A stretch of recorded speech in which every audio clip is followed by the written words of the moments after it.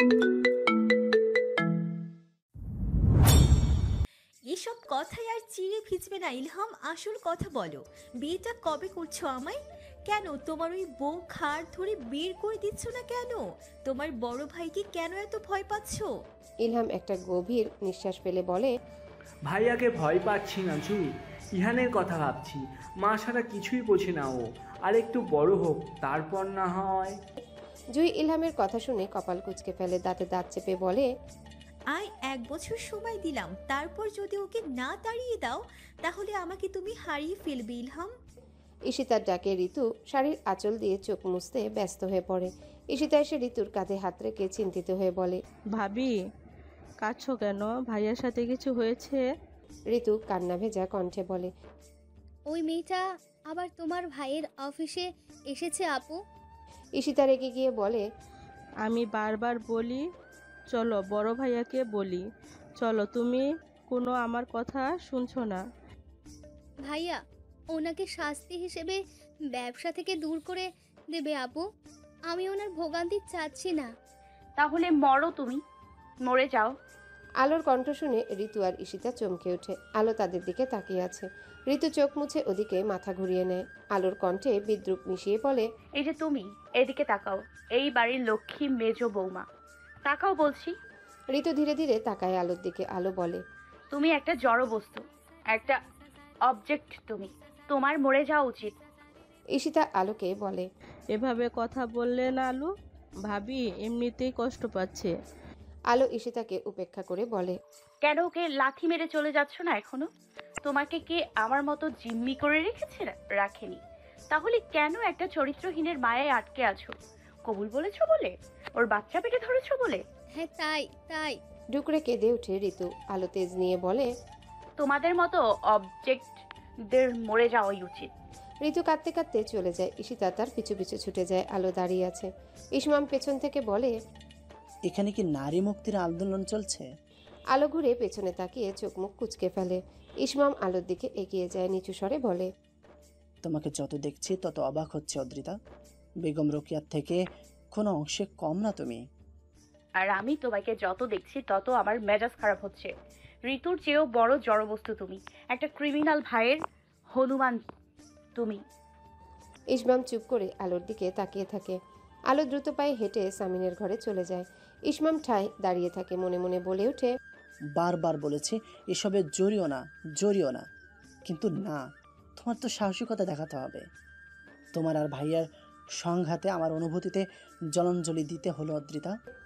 গাড়ি থেকে নেমে ইমতিয়াজ মির্জা শান্তিনীরের অন্দরমহলে প্রবেশ করে। রিয়াজ গাড়ি থেকে তার ব্যাগ নামিয়ে লিভিং রুমে রেখে চলে যায়। গায়ের ব্লেজার খুলে একটা ডিভানের উপর রেখে ইহানকে ডাকতে থাকে। রান্নাঘর থেকে বের হয়ে ঋতু অবাক চোখে তাকায়। বাবা আপনি, আপনার তো সামনের সপ্তাহে আসার কথা ছিল। ছিল, কাজ হয়ে গিয়েছে, তাই আর বসে থেকে কি করতাম। ইরান দাদুর কথা খুব মনে পড়ছিল। সে কোথায়? তার ফুপির কাছে। ঋতু আমতা আমতা করে জবাব দেয়। সে আসলে চিন্তায় পড়ে গিয়েছে। সামিন ইয়াসার বাড়িতে নেই। এই অবস্থায় তার শ্বশুর যদি আলোকে দেখে তাহলে ঋতু কি বলবে। সিঁড়ি বেয়ে ইসমাম নিচে নেমে দাঁড়িয়ে পড়ে। ইমতিয়াজ মির্জা উঠে দাঁড়িয়ে অবাক হয়ে তাকিয়ে আছে ইসমামের দিকে। ইসমাম কয়েক মুহূর্ত সময় নিয়ে বলে, কেমন আছেন বাবা? ভালো। তুমি হঠাৎ কি মনে করে? আমি তো ভেবেছিলাম একেবারে আমার জানাজারে এসে উপস্থিত হবে। ইসমাম এগিয়ে গিয়ে বাবার সাথে সৌজন্যমূলক কোলাকুলি করে নিচু স্বরে বলে, কাজ ছিল কিছু। ও আচ্ছা আচ্ছা, আমাদের জন্য আসুনি তাহলে? ইসমাম কিছু বলে না। ইমতিয়াজ স্বাভাবিক গলায় বলে, এসেছো যখন নিজের ভাগটা বুঝে নিও, আর সাথে নিজের দায়িত্বটাও। সিঁড়ি বেয়ে আলো নিচে নেমে আসে। ঋতু মাথায় হাত দিয়ে বিড়বিড় করে বলে, এরও ঠিক এই মুহূর্তে নিচে আসার ছিল। ইয়া মাবুদ, আমি এখন কি করব? ইমতিয়াজ মির্জা অবাক হয়ে আলোর দিকে তাকিয়ে আছে।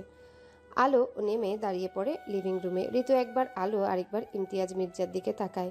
ইমতিয়াজ মির্জা আলোর দিকে তাকিয়ে ধমকে ওঠে, এই মেয়ে, এখানে কি তোমার? ও এখন এ বাড়ির লোক বাবা, তোমার বড় ছেলের বউ। সামিন ইয়াসারের কণ্ঠ শুনে ইমতিয়াজ মির্জা সদর দরজার দিকে তাকায়। চোখ থেকে সানগ্লাস খুলে ফেলে বাবার দিকে তাকিয়ে আছে সামিন। এয়ারপোর্টে নেমে ইমতিয়াজ বড় ছেলেকে ফোন করেছিল। সামিন তাই ছুটে এসেছে যাতে আলোকে নিয়ে কোনো ঝামেলা তৈরি না হয়। বড় ছেলের বউ মানে? হতভম্ব হয়ে যায় ইমতিয়াজ মির্জা। সামিন বলে, মানে আমার বউ, ওকে আমি বিয়ে করেছি। আলো সামিন ইয়াসারের দিকে তাকিয়ে তার বাবার দিকে তাকায়। সে মনে মনে খুব চাচ্ছে এখন বাবা ছেলেতে যুদ্ধ লেগে যাক। ইমতিয়াজ মির্জা ছেলের দিকে হা হয়ে কিছুক্ষণ তাকিয়ে থেকে বলে, তুমি কি আমার সাথে মজা করছো? আর তোমার সাথে মজা করতে আমি আতাউর আলমের মেয়েকে বাড়িতে এনে শাড়ি চুড়ি পরিয়ে মাথায় ঘোমটা দিয়ে রাখবো বাবা? কোন সাহসে তুমি এই কাজটা করলে? তুমি কি পাগল হয়ে গিয়েছো? শেষে ওই আতর আলমের মেয়েকে, যে আমাদের রাজনৈতিক ক্যারিয়ার নষ্ট করেছিল, ওই মেয়েকে তোমাকে চর মেরেছিল ভরা জনসভার মধ্যে ভুলে গেছো? সামিন বাবার কথার উত্তর না দিয়ে আলোর দিকে তাকায়, তারপর বলে, তোমার শ্বশুর, সালাম দাও। আলো একবার সামিন একবার ইমতিয়াজকে দেখে হনহন করে সিঁড়ি বেয়ে উপরে উঠে যায়। সামিন কোনো এক অজানা কারণে হেসে ফেলে। সে আসলে আগে থেকেই জানতো আলো ঠিক এই কাজটাই করবে। ইমতিয়াজ মির্জা বলে, কি ওই কবতো ওই মেয়ের? এটা কি তুই ঠিক করলি বেটা? তাও আমাকে না জানিয়ে? গদি সেরেছি দেখে দেখছি, দাম দিচ্ছিস না দেখছি। কেন করেছিস ওই মেয়েকে বিয়ে তুই বল? ভালো লেগেছিল। সামিন বাবাকে আসল কথাটা বলে না। ইসমাম ভাইয়ের কথা শুনে ভাইয়ের মুখের দিকে তাকায়। সামিন বলতে থাকে, মেয়েটা একটু আলাদা, তাই ভালো লেগেছিল। আমি সংসার করতে পারলে তোমার অসুবিধে হবার কথা না বাবা। আমি যে বিয়ে করি সেটা তো তুমিও চাইতে।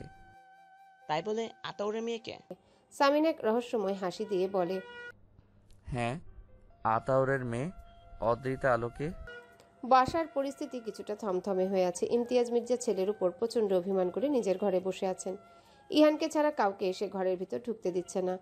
সামিন স্বাভাবিক ভঙ্গিতে খাওয়া দাওয়া করে দোতলায় উঠে গিয়েছে, যেন কিছুই হয়নি। দোতলা থেকে পড়ি তার ব্যাগ গুছিয়ে নেমে ডাইনিং রুমে ঈশিতার সামনে গিয়ে দাঁড়ায়। ইসমামের দিকে এক পলক তাকিয়ে ঈশিতাকে বলে, আসছি আপু। আবার সামনের সপ্তাহে আসবি?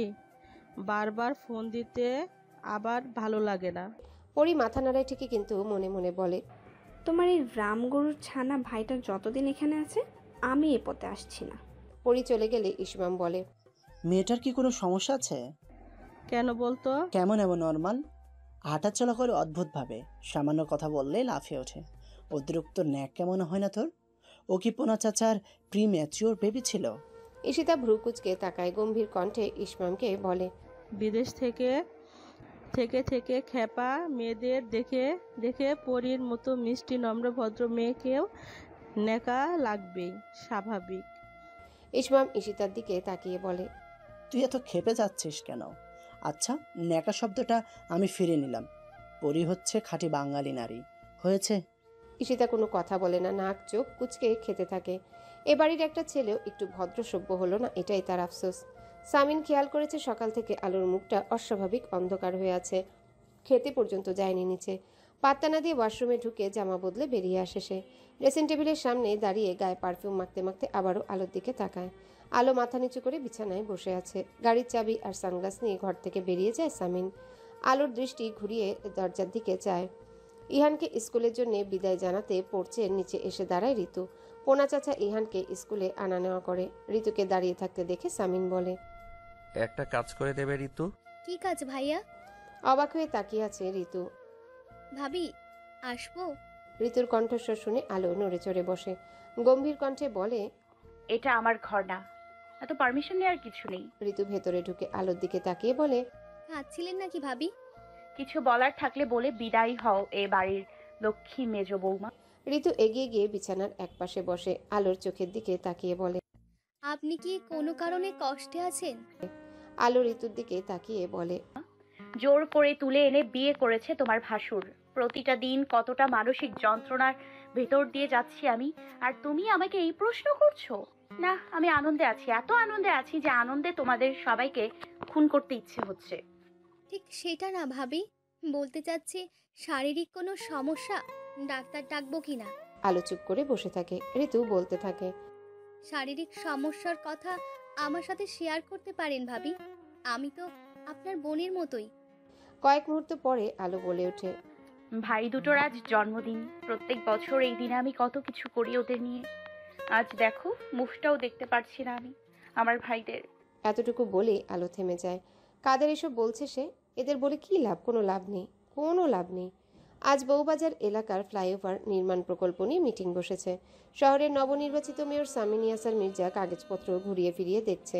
পাশ থেকে চা দিতে আসা 50 এক মুরব্বি সালাম দিয়ে বলে, ভালো আছেন মির্জা সাহেব?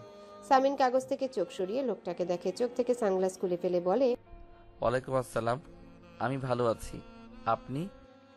আল্লাহ যেরকম রেখেছে, আপনাদের দোয়াই ভালো আছে। সামিন কাগজগুলো একজন প্ল্যানিং অফিসারের হাতে দিতে দিতে বলে, আপনি আমাকে আপনি আপনি করে বলছেন কেন চাচা? আমি তো আপনার ছেলের বয়সী। লোকটা খুশি হয় সামিনের কথায়, কিন্তু বলে, তুমি কত বড় একজন মানুষ, নাগরপিতা আমাদের। সামিন ভ্রু কুচকে ফেলে, তারপর শুকনো একটা হাসি দিয়ে বলে, আমি শুধু সেবক চাচা, এসব কথা বলবেন না, এগুলো বলা ঠিক না। রাহাত কোথা থেকে এসে সামিনকে বলে, ভাই সাইডে চলে, একটু কথা আছে। সামিন অবাক হয়ে রাস্তার পাশে গিয়ে বলে, কি? লিজি কাগজ নিয়ে ঝামেলা করছে বইয়ের দল। লিজি নিয়ে শেষ, কিন্তু দখল ছাড়ছে না। জাস্ট কটা দিন অপেক্ষা কর, ওদের ইচ্ছে মতো উঠতে দে, আমি দেখব বিষয়টা। ভাই কি কাজ বলেন, কি করতে হবে?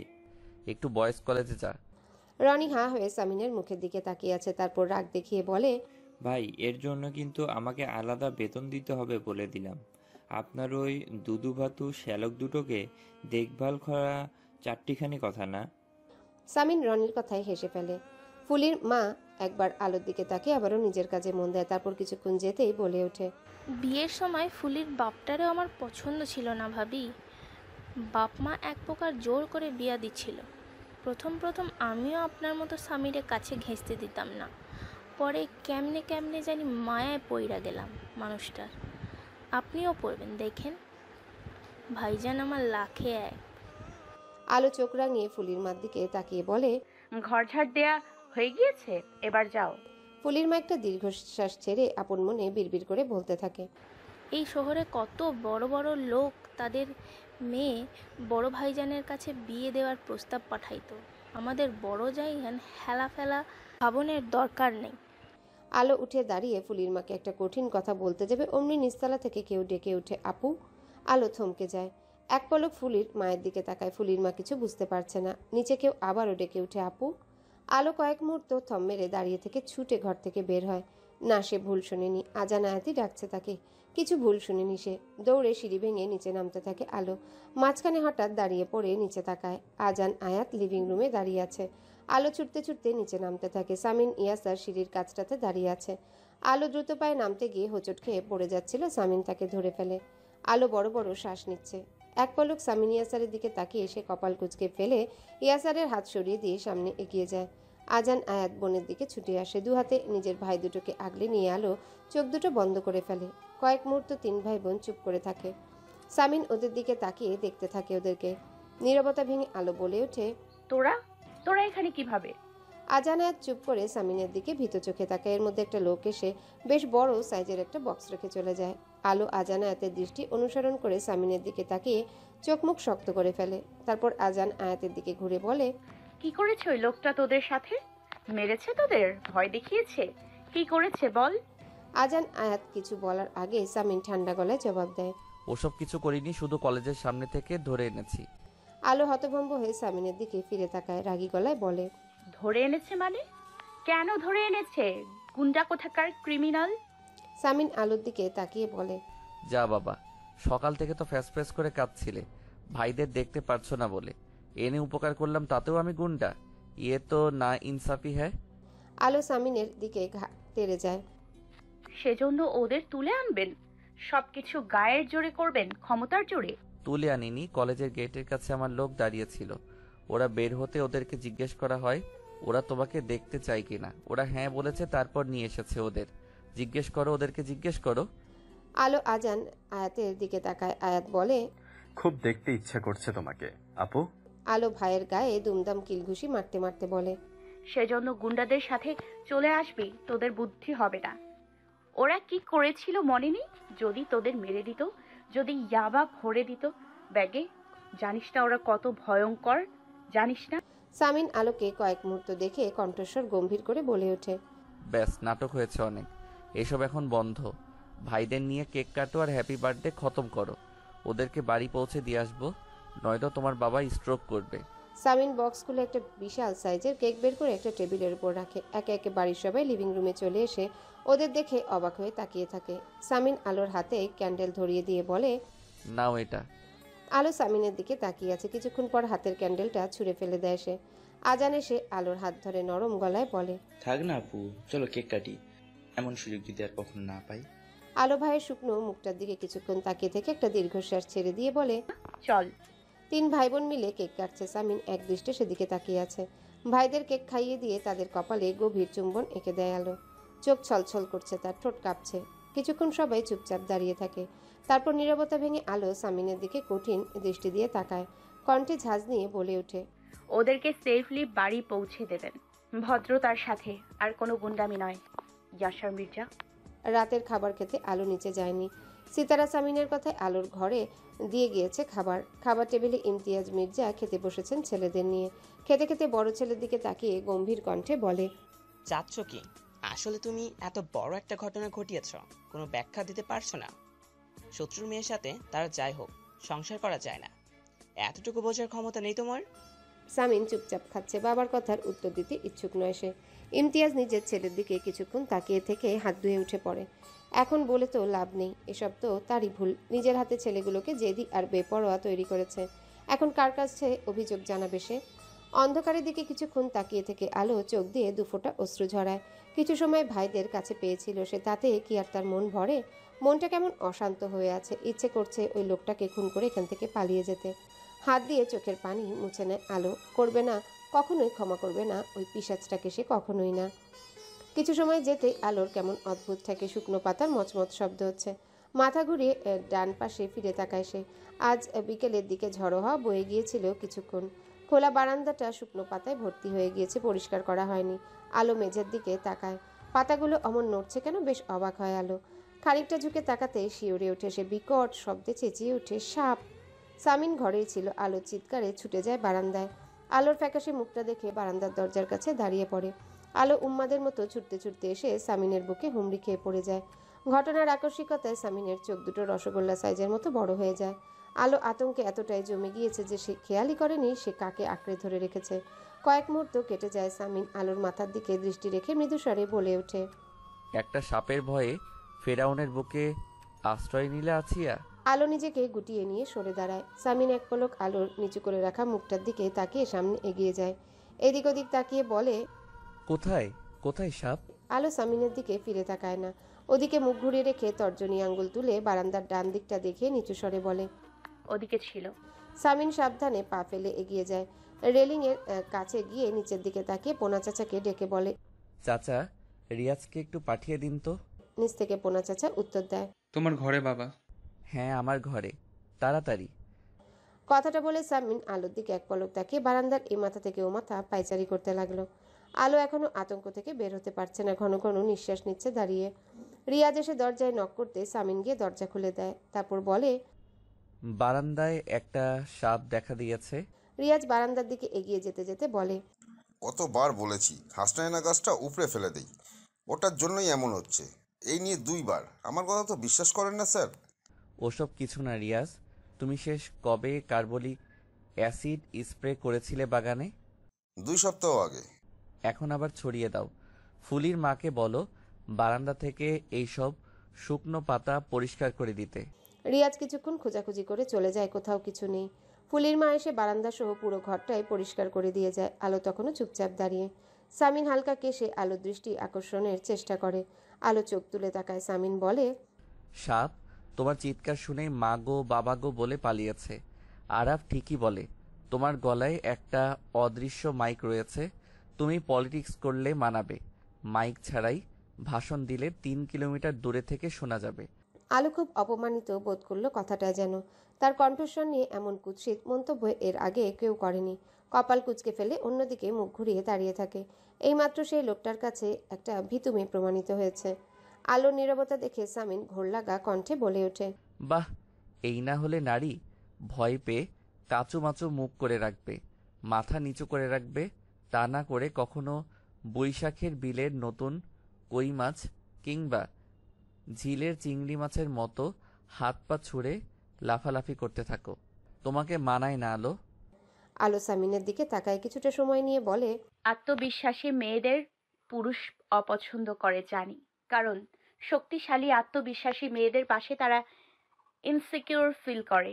এদেশের পুরুষরা স্বভাবগত কারণে দুর্বল শ্রেণীর মেয়েদের পছন্দ করে এসছে। কারণটা হলো নরম মাটিতে আঁচড় কেটে খুব আনন্দ পাওয়া যায়। পুরুষের পছন্দের তালিকায় 1 নম্বরে থাকে বোকা বোকা সুন্দরী মেয়ে, যে কথায় কথায় কুর্নিশ করবে, জেদ দেখাবে না। সামিন আলোর দিকে তাকিয়ে বলে, হ্যালো বন্ধুরা, পরবর্তী পার্ট খুব তাড়াতাড়ি আসবে, তো সবাই অপেক্ষায় থাকো। আর চ্যানেলটি যারা এখনো সাবস্ক্রাইব করোনি তারা পরবর্তী পার্ট দেখার জন্য চ্যানেলটি সাবস্ক্রাইব করে রেখো। ধন্যবাদ সবাইকে, আমাদের সাথেই থেকো।